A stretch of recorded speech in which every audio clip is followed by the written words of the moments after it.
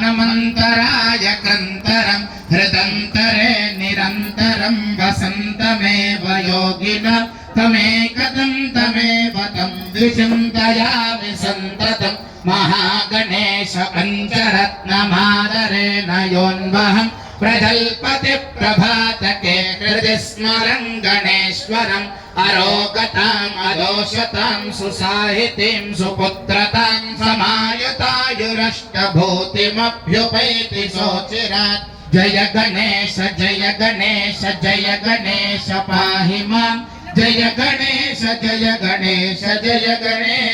रक्ष मां गजानकी जय।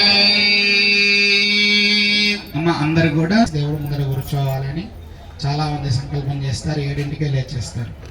అట్లా కాకుండా లేవాలి చేయాలి అని ఒక సంకల్పం ఉన్నప్పుడు ఆ సంకల్పాన్ని ముందుకు తీసుకువెళ్ళాలి అని అంటే ఆ శక్తి మనకి రావాలి అని అంటే అమ్మవారి యొక్క ఆశీస్సులు ఉండాలి. అది ఈ కలియుగంలో ఆ ఆశీస్సుల్ని వెనక్కి లాగే వాళ్ళు చాలామంది ఉంటారు. అంటే కామక్రోధాది కొన్ని ఇవన్నీ కూడా మనల్ని వెనక్కి లాగుతాయి. ఒక మంచి పని చేద్దామంటే ఇప్పుడు కూడా మీరు ఇక్కడ కుంకుమార్చన చేస్తుంటే ఏదో ధ్యాస వెళ్ళిపోతుంటుంది. ఆ ధ్యాస వెళ్ళనివ్వకుండా అమ్మవారి పాదాలయందు అంటే దుర్గా భవాని అమ్మవారిని ప్రతిష్ఠ చేసుకుంటున్నాం. అమ్మవారు ఎంత ప్రసన్నమూర్తిగా ఉందండి చూడండి ఒక్కసారి మీరు అందరూ కూడా.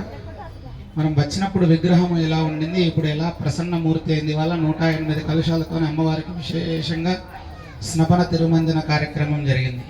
అమ్మవారికి ఆ కళ ఎక్కడి నుంచి వచ్చిందంటే నిన్నటి నుంచి మీరు వచ్చి అమ్మవారిని చూస్తూ ఉన్నారు కదా, మీరు చూస్తూ ఉండేసరికి అమ్మవారిని మిమ్మల్ని చూస్తూ ఉండే ఆ కళ వచ్చింది. తిరుమలలో స్వామివారికి అంత కళ ఎక్కడి నుంచి వస్తుంది అని అంటే అందరం కూడా స్వామివారిని దర్శనం చేస్తున్నాం, స్వామివారు మనల్ని ఆశీస్సులు చేస్తున్నారు. కాబట్టి పరస్పరమైనటువంటి దృష్టి కలగడం ద్వారా ఆది నమో నమః అన్న అనుకోండి, మీరు వెంటనే శ్రీమాత్రే నమః అనాలి.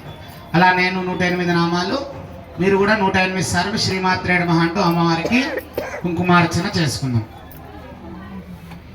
ఓం విష్ణుర్విష్ణుర్విష్ణుర్విష్ణుర్విష్ణుర్విష్ణు ఓం ఐం హ్రీం శ్రీం రజతాచందాగ్రబధ్యస్థాయే నమో నమః శ్రీమాత్రే నమః. ఓం హిమాచల మహావంశ పావనాయే నమో నమః శ్రీమాత్రే నమః. ఓం శంకరార్థాంగ సౌందర్య శరీరాయే నమో నమః శ్రీమాత్రే నమః. ఓం లసన్మరకత స్వచ్ఛ విగ్రహాయే నమో నమః శ్రీమాత్రే నమః.